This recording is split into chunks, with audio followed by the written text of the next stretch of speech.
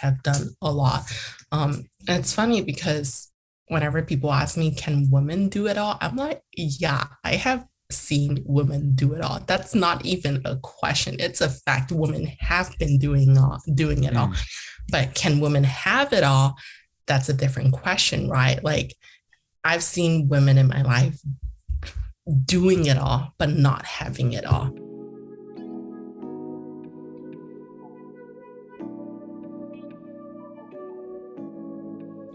Welcome. I'm Sam from Okapica, pronouns she, her, and hers. And I'm Tiffany from Southland, pronouns she, hers, and her. Hi, everyone. I'm Josh from KCS, pronouns he, him, his. Welcome back to another episode of the OC Hues podcast. Thank you for joining us as always.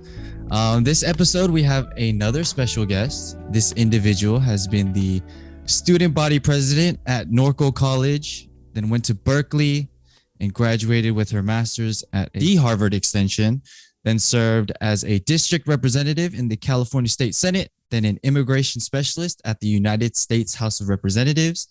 This individual is the youngest woman of color to serve as a mayor in the state of California and still serves as a council member in the city of Eastvale and currently works as the legislative advocacy director at Ignite National. Please give a warm welcome to Jocelyn Yow. Hi, thank you for having me. Thank you for joining us. Let's get right into it. Yeah. All right. Do it. Welcome, Jocelyn. So we like to start each one of our episodes by diving into the meaning and background of our guest's last name. So where does your last name Yow originate from? No one has ever asked me that actually. So it's a Chinese last name. In Mandarin, it's pronounced as Yu. And so my great grandparents, no, more like my great great grandparents, from my dad's side, they were from China, and then this little area called Fujian. So it's located in South China, and they moved from South China to Malaysia. It was just my great grandpa by himself. He just took the chance and left South China, went to Malaysia, and from there on started a family. And so that's where the last name came from, and it's pronounced as you. And so when he got to Malaysia, he was like you okay. I was just So that's why you see like different spellings. There's Y-O-U, Y-O-W, there's even Y-A-W. So basically it's they were just trying to mimic what sounded like the original last name. That was how it came about. That's awesome. So you touched on family a little bit, and we know that your family has been serving the community for as long as you can remember. What are some of the values that you've instilled in yourself? Yeah, so my dad, actually even my great grandparents, even my great great grandpa who first came from South China, they were part of kind of like a neighborhood association, but in Malaysia back then. And so they were always involved in the community. And then when my dad was really the one who instilled those values in me. My dad was a Lions Club member, and growing up he would always bring me to all these events, volunteering everywhere. That was what I did as a kid. Very fun. Just going to like senior center, all of that. So it was a very interesting experience. And that was my introduction to public service. And when I grew up, like when I was in high school, I was like, you know what? I'm done with you that. I'm going to do my own thing. Little did I know my own thing was being involved in Girl Scouts, which in Malaysia we call Girl Guides, which also essentially is public service. And I was volunteering for all kinds of events in the city, everywhere.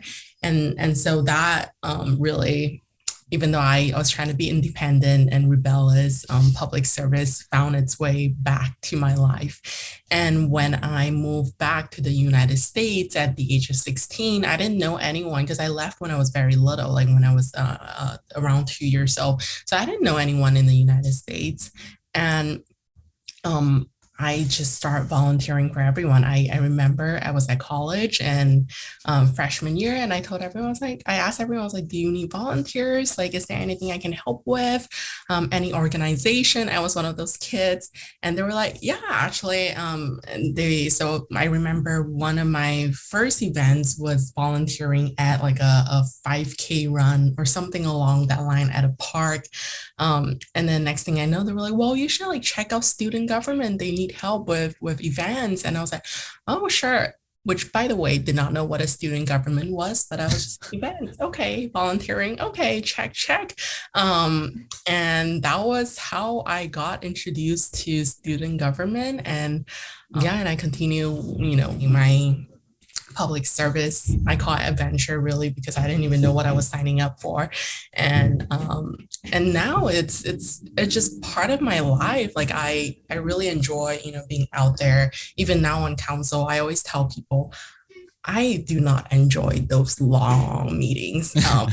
Unlike some council members or some legislators who can sit there and talk all day, all night. I'm not one of those. Like, I actually do not enjoy long meetings. But what I enjoy the most is actually being out there, like helping community.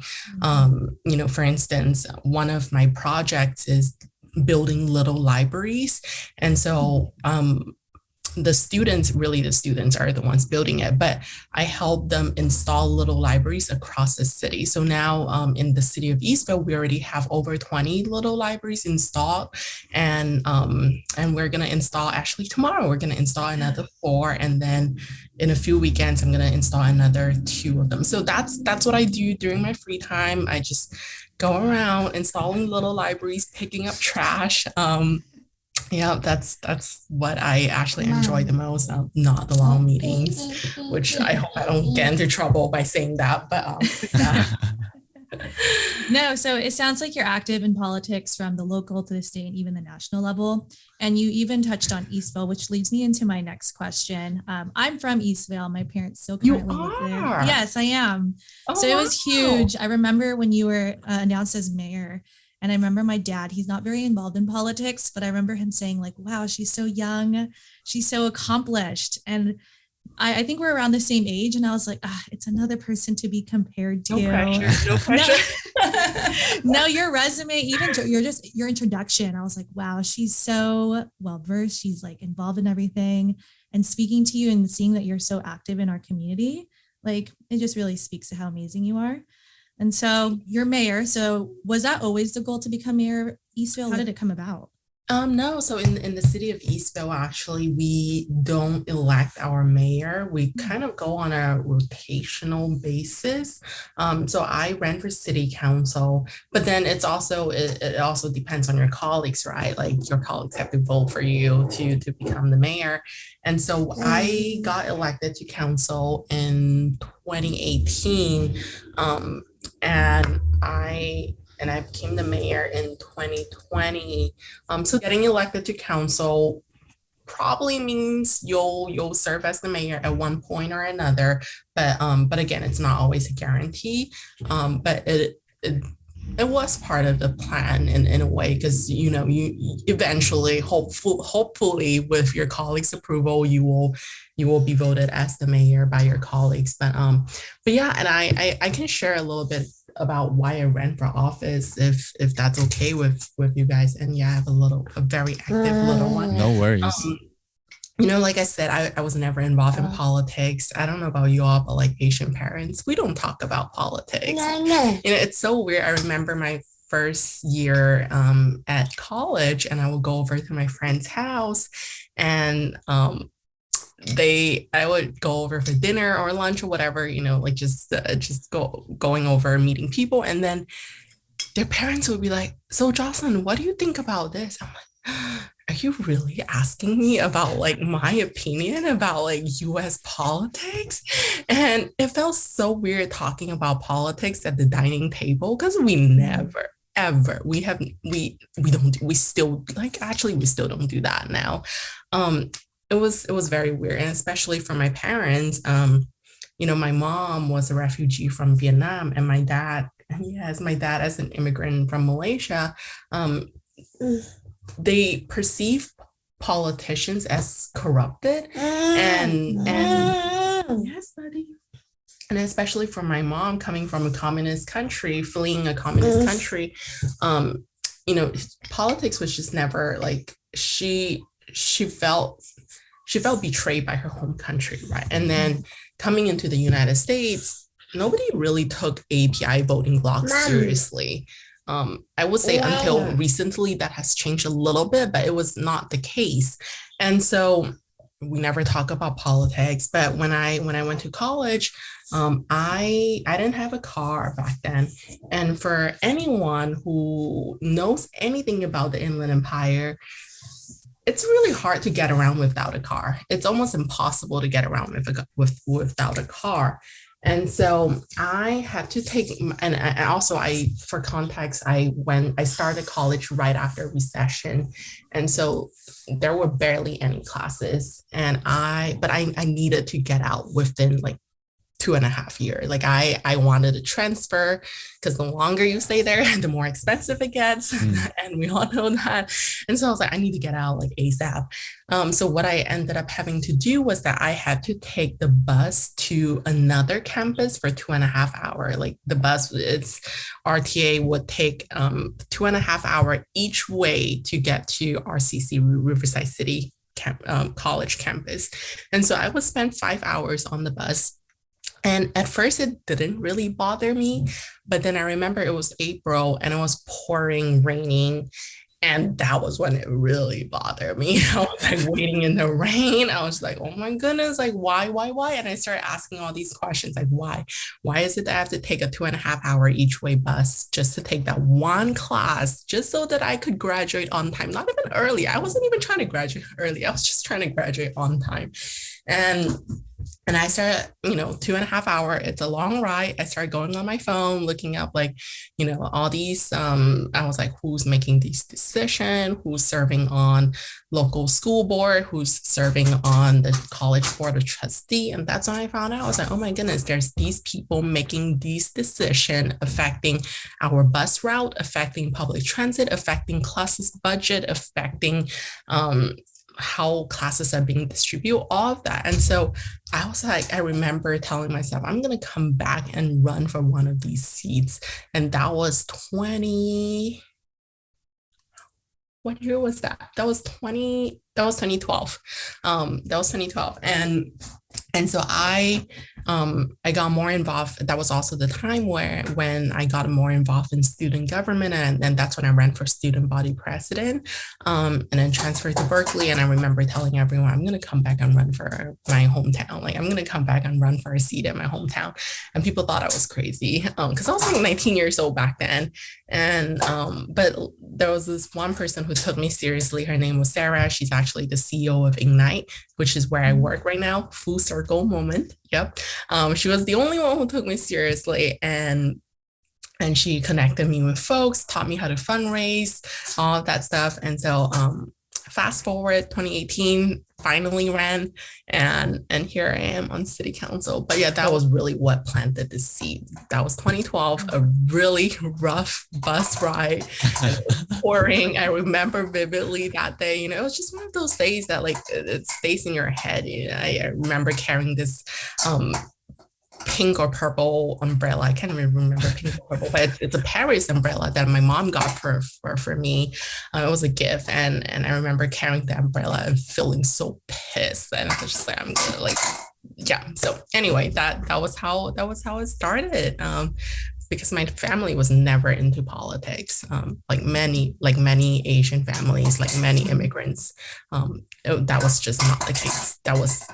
We were not into politics in the beginning. What direction that took with the bus?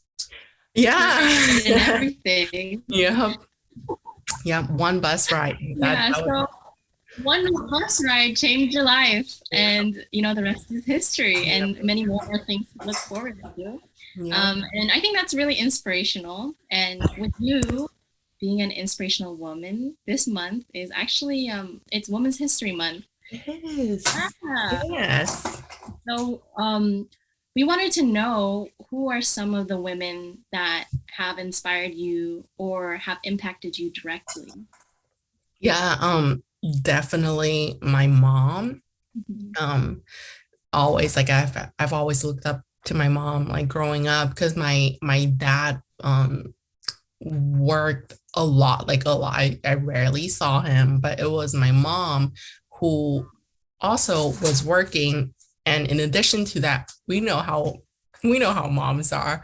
In addition to having a job, which they needed, we needed two income, in addition to having a job, having to juggle everything else, right? Like picking up the kids, preparing the breakfast, lunch, dinner, and snacks in between, dropping off the kids at like the sports activities. It was just like constant juggling, which like I always thought like it was pretty badass. And now that I'm a mom, it's funny because she like back then, like when I was very little, I didn't understand a whole lot. She would be so tired at night. She would just like knocked out and completely knocked out. And I would like play with my brother right next to her while she was sleeping, and she would still like snore away. And like I never understood. I'm like, Mom, how could you sleep through everything? But now that I'm a mom, yeah, you really could sleep through everything when you're so tired. But yeah, like just growing up, seeing her working so hard, juggling everything, it's truly inspirational. And I know like my grandma, we definitely have a generation gap. Obviously we have very different ways of living, but even then, like she's also definitely a shero of mine. And she's currently 79 years old, so we're talking about like many years ago. She owned her own business back then, like when, yeah, I know, in Malaysia she had her own business, um help support the family, raise four kids. And they came from a very small village in Malaysia, like literally like village, like it was not even a city. And she was able to put all four of them through to college and three of them to the United States. And so it's definitely hard work, and they've done a lot. All the women in my family have done a lot. And it's funny because whenever people ask me, can women do it all, I'm like, yeah, I have seen women do it all. That's not even a question. It's a fact. Women have been doing it all. Mm. But can women have it all? That's a different question, right? Like I've seen women in my life doing it all, but not having it all. So it's something that I always tell people, yeah, women have been doing it all. Like, stop asking that. Like, it's been like, it's a thing. We've been doing it all for like a whole century or more. But can women have it all? That's a different question, right? But anyway, so yes, definitely the two of them. But also like coming to, when I first moved back to the United States, and especially you, Tiffany, Eastvale, right? Mhm. It's gotten better, but like even a few years ago, when I first moved here in 2011, and especially going to school at Norco College, I rarely saw people like me, and especially in leadership position, especially even on college campus. I don't remember. I don't actually don't. I cannot recall meeting any Asian American woman professor at Oracle College. Now that I think about it, Mhm. I really can't remember. I cannot recall a single one. Um, so it's challenging because when you don't see someone like you in those positions, it's hard to envision you being in those positions. But I will say the first visible Asian American woman I saw in politics was actually Tammy Duckworth. And that like just blew my mind. Senator Tammy Duckworth from Illinois, because her story is not, I mean, I wasn't born in a refugee camp, but her being a Southeast Asian, and that's also the other thing, right? Like we don't have a whole lot of Southeast Asian too. Mhm. And hearing her background and like everything that she has gone through, I was like, oh my goodness, she's such a badass. Like I remember feeling so inspired like after hearing her story. But yeah, like those are definitely the women that I can think of on top of my head. But yeah, it's at first I will say, like, especially when I first moved back here, and being in Eastvale, and specifically at Norco College in the city of Norco too, you just, and in the IE, generally speaking, you don't see a whole lot of Asian American women in leadership. Yeah, which is hard. Yeah, I think you touched on something really important, which is that representation, that Absolutely. aspect of, Mhm. seeing someone in that power position and seeing that, oh, it's possible. Yes, we can do it. So I think, again, that's really inspirational to us and our community. One thing that we know is that you've been an advocate for many, many different things, and that's especially representation of Asian women in legislature and the Stop Asian Hate movement. What issues do you want to bring up to light to people? So many. I'm like, if I really, I mean, we all know about the Stop Asian Hate, so I'm not gonna mention that again. But two things that really I've been thinking a lot about. First, did you know that currently in California state legislature, I know for a fact we have no more than one Asian American woman serving in the state legislature right now in the state of California. And it might be zero actually. I'm like, it's either 0 or 1, but I can tell you out of the 80 plus 40, so out of the 120 members, there's no more than one Asian American woman serving in the state of California legislature. No more than one. Yeah, and I'm not sure if that one is still around. That's why I'm like, no more than one for sure. Out of 120 members. And we all know in the state of California, there's a decent amount of API population.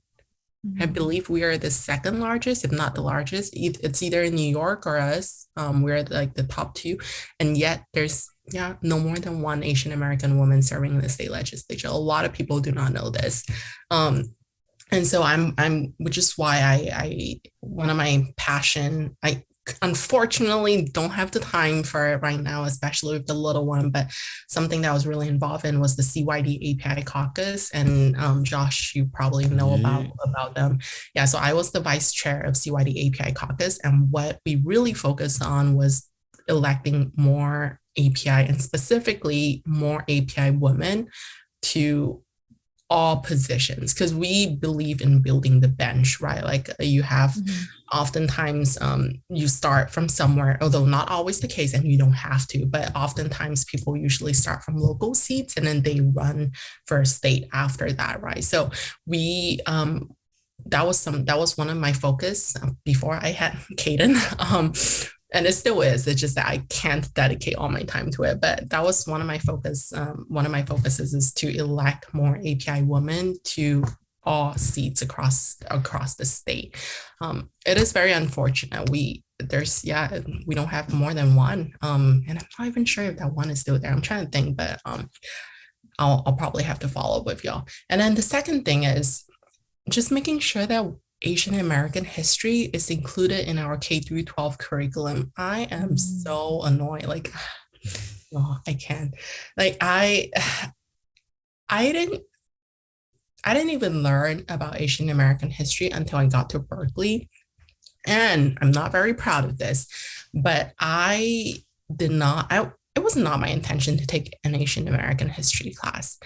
It just so happened that, going back to the whole thing about wanting to graduate on time, because college is expensive, which is a whole different conversation. But anyway, I needed to graduate on time, but I didn't have enough units, and I just needed to take like certain amount of classes.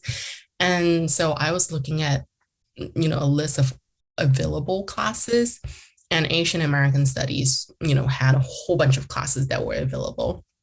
And so I was like, you know what, whatever, I'll just sign up for this one class. Life-changing things that we never talk about in our US history classes. Like, I was like, whoa, like what are all these new things that I've never learned in US history? And I've taken US history before, right? Like, it's not like I never took US history. And I like that actually led me to take another Asian American history class.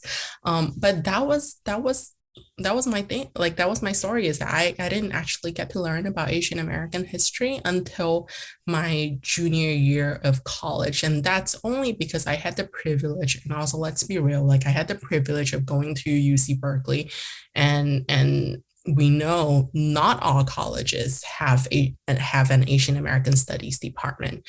Not all colleges have Asian American study classes, and so I'm very privileged to have gone to an institution that has Asian American Studies department, but that's not the case for a lot of people. And in fact, I kept thinking about this, and I was like, did I miss something? Did I not pay attention in my US history class? Because I was like, how is it possible that we just like skip through the entire contribution of Asian American? And so my brother and I the other day, fun fact, we actually pull out all our textbook. We still keep all our books and notes, and we actually pull everything out, and we read through it. It was like, it was never taught in our US history classes. Just to confirm, I was like, I want to fact check myself before I tell the whole world about this. But that's the reality, is that it's Asian American history is not being taught in K through 12. And that is the sad reality of our education. And so I always tell people, like, advocate for Asian American studies, like to make sure that that's being included in our history, but in our history book at K through 12, not just in college, but also like especially in K through 12. Because let's be real, not everyone will go to UC Berkeley or a college with an Asian American Studies department. In fact, I'm pretty sure not even all UCs have Asian American Studies department, and not all Cal State does either. So I would say those are my top two issues that I'm like definitely huge advocate for. In addition to pay family leave, in addition to like other things, but you know what? It's okay. I'll just stay focus on those two. But there's a lot of things that too many issues. I think I agree. I think I went to Riverside UCR. I definitely took Chicano studies, but I never took Asian American studies. But learning through a lot of my co-workers who have masters in Asian American studies, they explain about the problems that the histories that are being covered or uncovered. So I think that is a big issue. And your first one too is the representation is really important. And in encouraging and cultivating young women, you have mentioned Ignite National. Yeah. Can you tell us about that? Yeah. So what we do at Ignite National is that we train young women across the country to run for office. We are in over 30 states, I believe, and we help equip. It's amazing. We have young women running across the country. We have young women running for city council, for state legislature. In fact, just someone I was just talking about her. She's running for Maryland state legislature. So that's what we do, and these are all 30 and under. Most of them are Gen Zs. Yeah, I know, very impressive. Like, you think getting elected at 25, okay, my age was impressive? No, like these are like, they are running at an even younger age.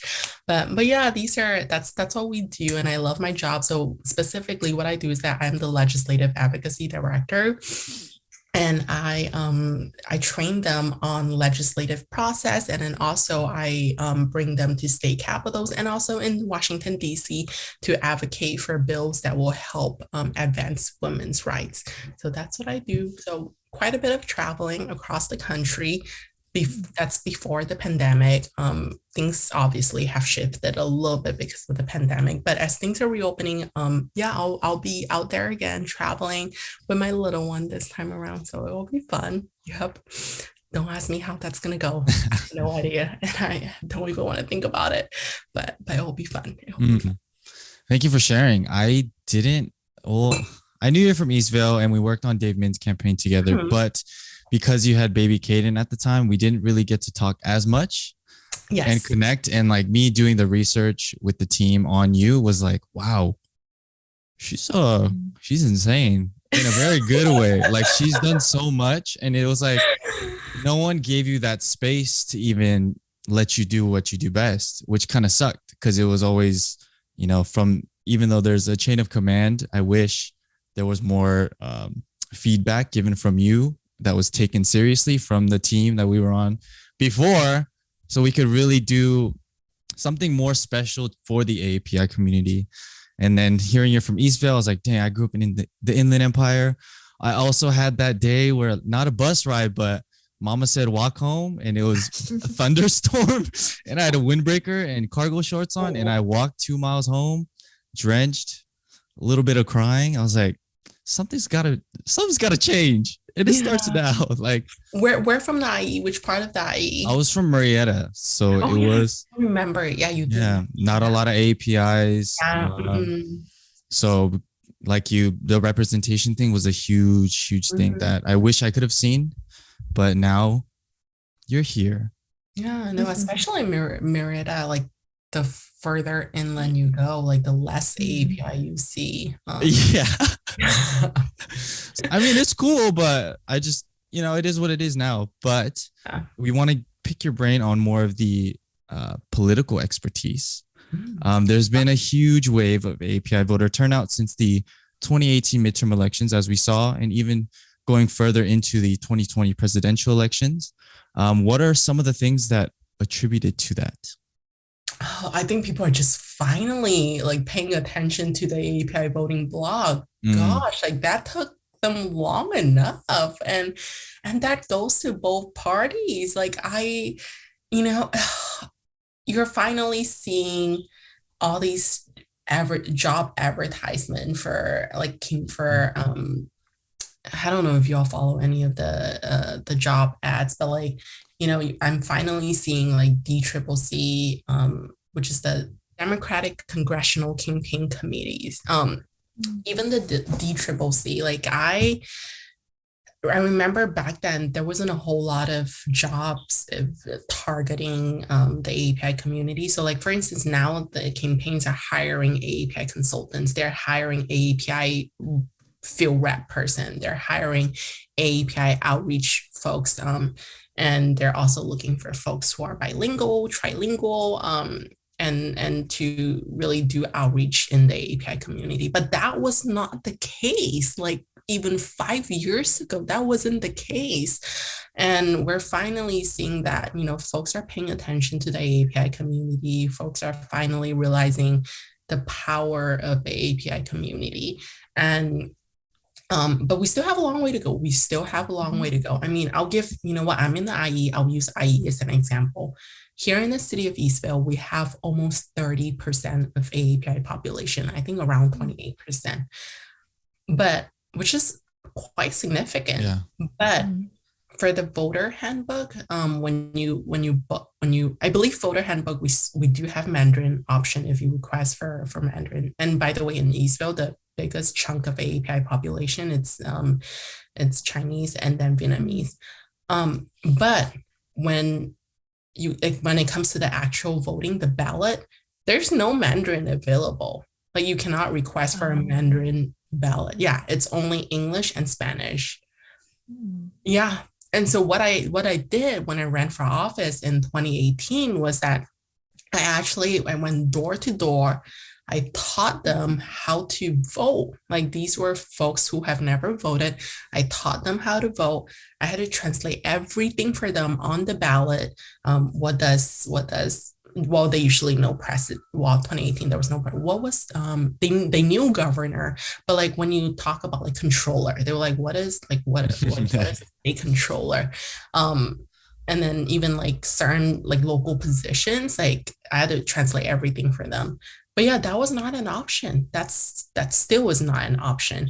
And you're talking about like a 28% API population, yet that is not an option. So things are changing slowly but surely. You do see those resources available, perhaps more so in OC and San Gabriel Valley, but for the rest of the SoCal area, it's still not available for folks. And so it is really frustrating, but not a reason for us to give up. It is a reason for us to just keep fighting. But yeah, so it's definitely things are changing slowly but surely, but still have a lot of work to do. We're definitely going in the right direction somewhat. And I just hope that we don't take a few steps back, which I hope we keep making the progress that we're making.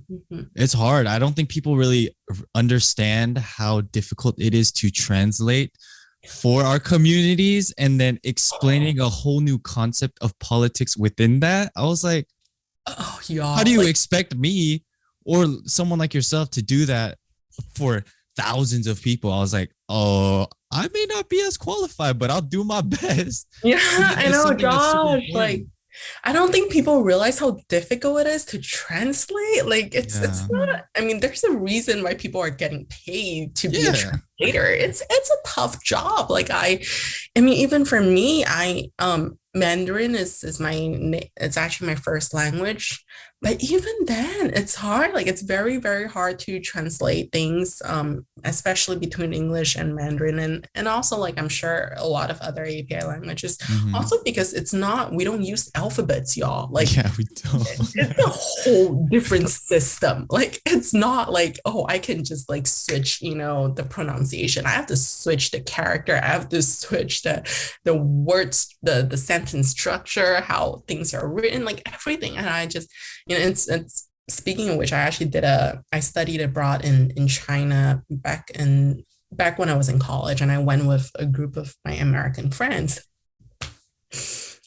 I never talked to them after that because they all wanted me to translate everything. And so my whole trip, I was just translating things for them. And it was like very frustrating having to switch back and forth, like constantly between the two languages. And I don't think people realize how difficult it is to translate. And so I'm right there with you, Josh. It's not easy. I feel you. Why people get paid for this. And even like going back and tying it back to voter engagement, I think the strides we've taken to provide the in-language access for our communities has been really beneficial, but it's a little hard to see everywhere else. I know I don't really see it everywhere else because I don't live there, but in OC, I know we've done a lot to provide Chinese, Vietnamese, Korean, Japanese, Khmer, any other different language that is used, but it's hard when, even data isn't disaggregated. We don't really know who's being left out. That's a whole nother issue. So specifically for voter engagement, how do we keep that momentum within our API communities to go out and vote and take that initiative to learn about the system? Yeah, no, you're absolutely spot on.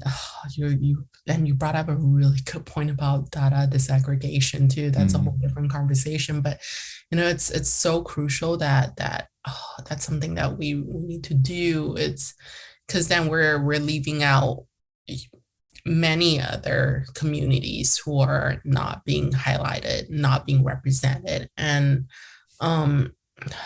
but going back to the campaigning, providing in-house translation or even like language access, all of that, it's key. That's the first step, right? And then second, actually contacting them, not just via phone, but also like knocking on their doors, walking them through the steps of voting, like step by step, explaining to them why it's important to vote, especially for my parents. Like my folks, think about folks like my parents, they're probably thinking, why should I vote? In fact, my dad is not a citizen, but my mom is. But she didn't vote for the longest time until my election in 2018. I was like, Mom, you better vote for your own daughter.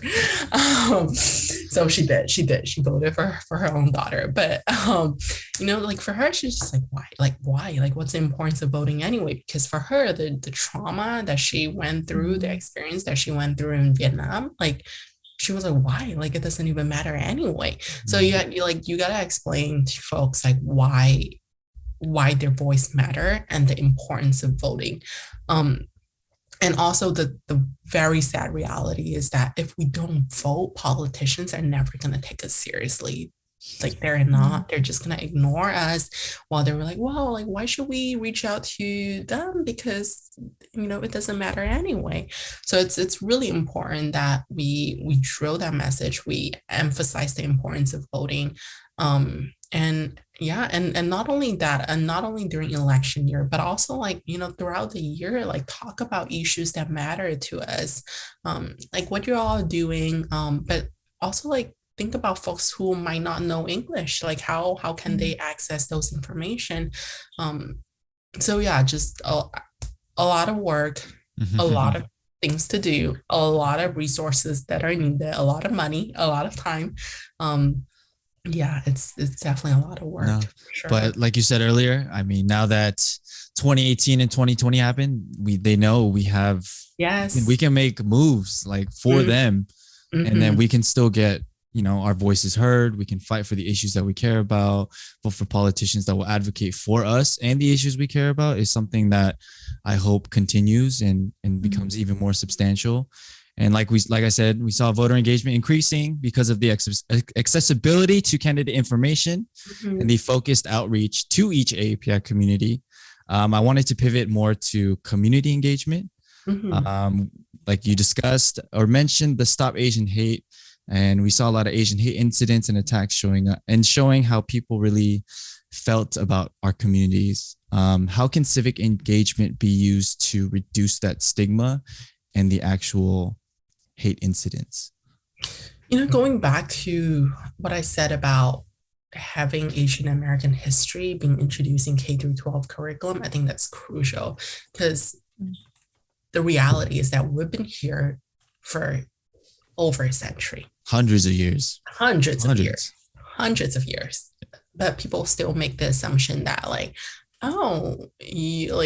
generally speaking, I've heard these comments, like I've heard people say, oh, like you guys are from China, or like, your parents are from China. Like I constantly like hear this notion of like, oh, you guys are new immigrants, which some people certainly are, but also like recognize the fact that Asian American have contributed to this country for over a century. Like our history is also United States history, and people tend to not realize that. And then also, something that I read on IG, on Instagram, like over a year ago, I followed this teacher, she's on IG, and she was like, she's an Asian American, and she asked her students to name 3 Asian American leaders, 3 in the United States. Most could not even name 2. And so I was like, oh, that's a really good point. And so I started asking around people in my circle, non-Asian Americans, like non-AAPI folks in my circle. So mind you, these people are active in politics, very politically aware, college educated folks. And I asked them to name 3. Most people could not name 3. And again, let me emphasize this. These are people who are college educated, actively engaged in the community, in politics, in government, and yet they could not name 3. And, it's just, it's very sad. Like, it's very sad that we're not getting the spotlight that we deserve. Like, our history is being erased. And so I'm not saying that it will, educating folks about our history will eliminate all the violence. That's not what I'm saying. But I do believe that our history deserves to be placed in the history book. Our voices deserve to be heard, and that our perspectives deserve to be respected. And so that's what I'm a huge believer in that. And so, and going back to like what we all said, like we didn't see anyone who looked like us. We didn't like we just did not, especially here in the IE. And at least if we were in a history book, at least we could resonate with a history book. But that wasn't even the case, right? Like that wasn't even the case. Yeah. So I my hope is that we will finally be included in the history book as rightfully so. Jocelyn, that's amazing. Before we transition to the next segment, let's leave our viewers and listeners with some inspiration. As a mother, community leader, politician, and woman of color, you are and will serve as a role model for women in politics. What is one message you want to hold steadfast for future women power? Oh, for those who are listening, I'll say this: you're never too young to run for office. Well, you do have to be 18 years old. That's the legal age. But aside from that, you're never too young to run for office. And whenever people ask me, like, aren't you a little bit too young to be the mayor? Which I've heard that many, many times. Let me tell you, nobody has ever asked me if I'm too young to be a mom. And I'll tell you this, being a mom is way more challenging than running a city, y'all. I'm like, you're dying every day. Dealing with one is way more intense than dealing with 75,000 residents, or 70,000. I'm sorry, 70,000. But you're qualified. You're never too young to run for office. And I also just know this: nobody knows your city like you do. Nobody knows your school like you do. Nobody knows your neighbors like you do. And so if you're just waiting for someone to come in and run for office to fix those issues in your school, in your community, in your city, why not you? Like, your community better, and your community the best. And so don't wait for that someone, be that someone instead. Yeah, that's what I would tell folks who are listening. And I hope you run for office, because nobody knows your community like you do. Thank you, Jocelyn. Wow. Yeah. I agree. Yeah, thank you for sharing, your insight, your story. And we'll go all run. Let's all run. And let's go right now. Yes. With that, let's continue to a little bit of a fun segment called Quick Fire. Yeah. It's a this or that type of question. So I'll give you two options, and then you have to just pick one and explain your choice. They are themed around education. I have to explain my choices. Okay. Yes, we want to hear, what your logic is. Yeah. So, and the order for answering the questions, we'll have Josh, then Jocelyn, then Tiffany, and then me last. Okay, so are we ready? Yeah. Yes. Let's do it. All right, so number one, would you rather know all the mysteries of the world but not be able to tell anyone? Or know nothing about the world but only learn through people?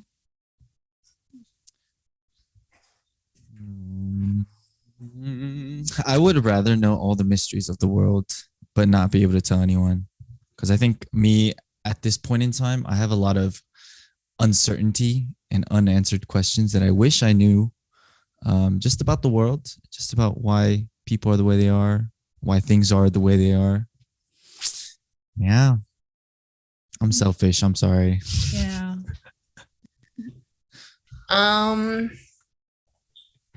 I'm inclined to say know nothing, but only learn through people. I always believe that there's something to learn about everyone, as long as you're willing to listen. So yeah, I'm definitely the latter. Good answer. I'm going to go with Jocelyn. Know nothing about the world and only learn through people. My answer is not as nice as Jocelyn's, but I think it's just people have a lot more to offer. And if you can't share all the mysteries, all this knowledge, I don't know what's the worth in that, really. I don't see the worth in that. That's deep. I would go with Tiffany and Jocelyn. Know nothing about the world, but learn through people, because I think we already do that anyways. We learn, in classrooms, we learn through a teacher, so. And I think that they they add their own perspective to it. So I think that is important in like shaping what you think in a way. So, but yeah, good questions and good answers. All right. Number 2, would you rather have lifelong learning and have to take classes every year? Or would you rather take one type of class that you specialize in and it's only in one thing and become the master of that one thing?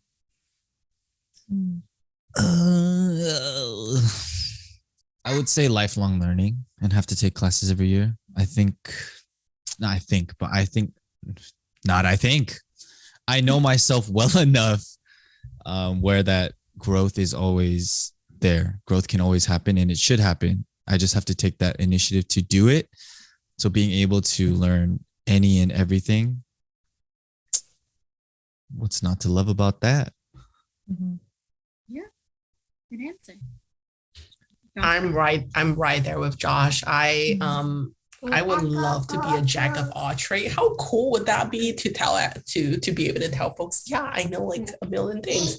But I 100%, like I'm a lifelong learner. In fact, if I could take a class, like a college class every year, or like a just a class in general, like I totally would, except college is way too expensive and I cannot afford to do that.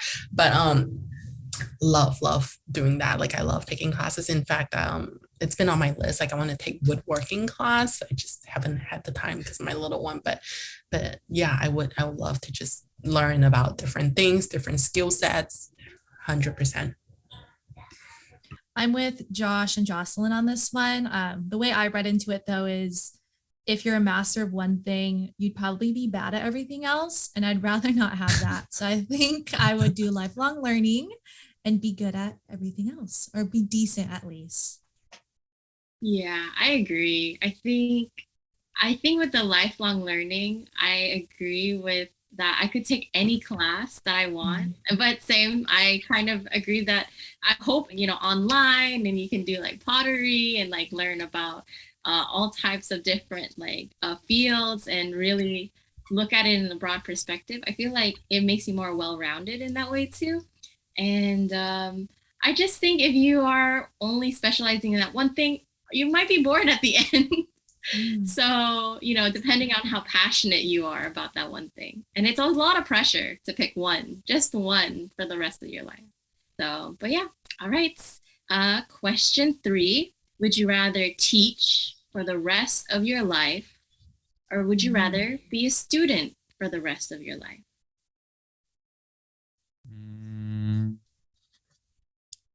I don't know, but if I had to choose one, I would say teach for the rest of my life. I think I've been through a lot, and people don't really, like Jocelyn mentioned earlier, take you seriously, or people don't think you're qualified. But shoot, if you give me the chance, you might learn a thing or two, or gain some type of insight from my life. So come through. Definitely learn. Oh no, I cannot imagine teaching for the rest of my life. First of all, I will run out of stuff to teach. And second of all, how boring it is having to listen to myself talk for the rest of my life. No way. Yeah, definitely learn. Yep. I would be a student too. I wish I had Josh's confidence and feel like I could teach people something about my life, but honestly, I'm just picking student because I feel like I can't teach. Okay. Maybe I don't know. That's a really hard question. I think, I think I would be a fun teacher, but I don't know if they would learn. So that's the difference.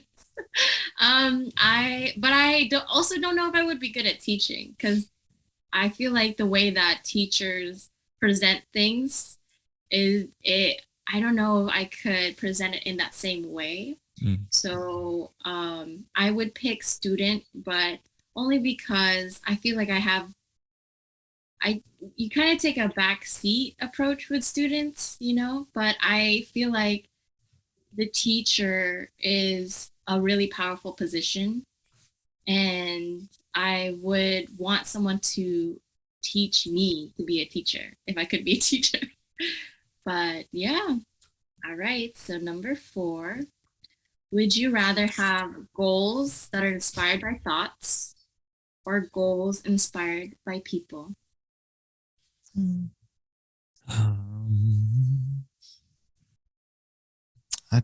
I would say goals inspired by people. I think a lot of people that I have around me and I've seen on social media are just so cool. And it's not like I'm gonna copy them and steal their stuff, but it's more so a foundation to create something even crazier. Mm. My little one is about to explode. But I will say probably thoughts. This one is a little bit tricky. Probably thoughts only because I feel like thoughts are kind of endless. Like you can go as deep as you want, but like also part of me like I do feel inspired by certain people, but I also want to like steer away from feeling like I'm comparing myself to people. You want to answer the question?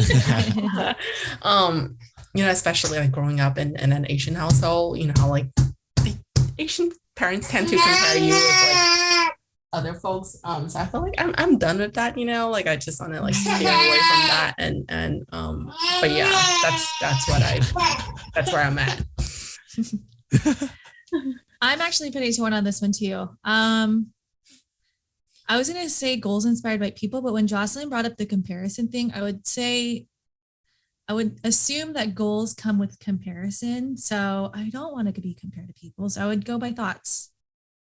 Goals inspired by thoughts. Interesting. I didn't think about that comparison. I initially picked goals by thoughts only because I don't want to copy someone. Or if I do, I would do it like Josh, like put my own twist on it. But I think thoughts for sure, because when you have an idea that comes from yourself, I feel like it's more powerful in that way because you're more willing to do it rather than to follow someone's footsteps because you need them to do it first for you rather than doing it for yourself. But yeah, all very good answers. Very deep, very insightful for sure. And so with that, we're gonna close out, and we just wanted to give you a big thank you, Jocelyn, for taking the time out of your busy schedule to talk about everything under the sun with us, your origin, women that inspire you, ignite national civic engagement, issues regarding the South Asian hate movement. Is there any last messages that you want to plug? I would just say like run for office. Like I definitely cannot highlight that enough. Run for office, y'all. But again, thank you for having me. Thank you all. If you like this episode, check us out on YouTube and Spotify. Please follow us at OC_Hues on Instagram, Twitter, and Facebook. Give us a like, comment, and subscribe to stay tuned to our future episodes. If you reach the end, comment a purple heart. And with that, see you next time.